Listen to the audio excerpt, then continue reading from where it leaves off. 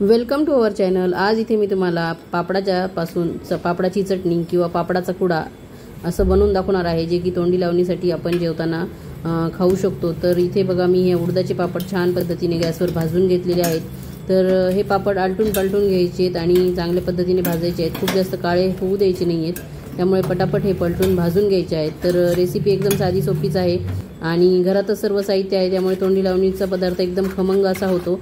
तर हे पापड उडदाचे मी याचा अपलोड केलेला आहे व्हिडिओ आपल्या चॅनलवर। तर याचं लिंक मी डिस्क्रिप्शन बॉक्समध्ये देत आहे। तर हे पापड 5 ते 6 मी इथे भाजून घेतलेले आहे आणि यांचा छान असा बारीक भुगा करून घेतलेला आहे। सर्व पापडांचा इथे मी भुगा करून घेणार आहे।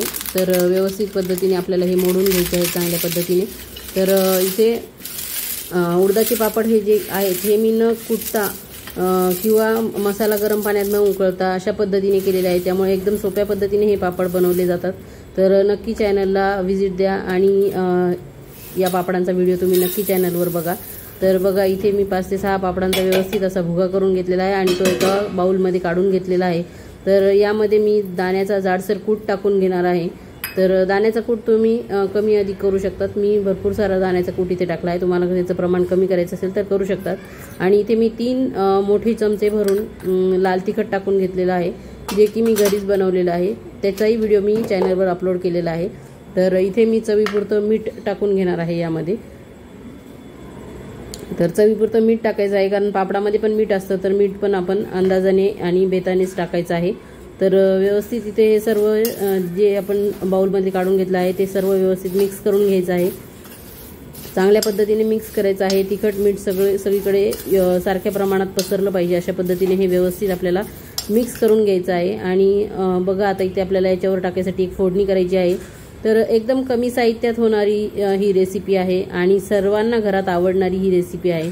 खूप सुंदर लागते आणि खूप छान लागते। तर इथे बघा, मी तेल तापल्यानंतर यामध्ये मोहरी आणि जिरे टाकून तडतडवून घेतले आणि त्यानंतर मी त्यात हिंग टाकला आहे आणि भरपूर सारा लसूण सोलून त्याचे बारीक बारीक तुकडे करून इथे मी फोडणीमध्ये घालून घेतलेले आहेत।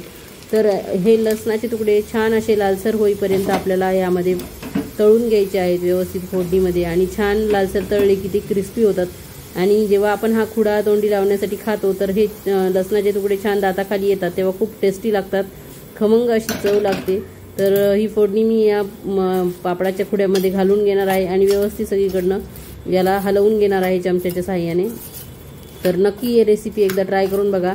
तुम्ही देखील तुमच्या घरी ही रेसिपी करतात का? तुम्ही पण पापडाचा खुडाच म्हणतात की पापडाची चटणी म्हणतात किंवा अजून दुसरं कोणतं नाव तुम्ही या रेसिपीला देतात तुमच्याकडे, ते मला नक्की कमेंट करून सांगा। तर अशा पद्धतीने रेसिपी एकदा नक्की करून बघा आणि चॅनलला लाईक शेअर सबस्क्राईब करा। तर एकदा करून बघा तुम्ही।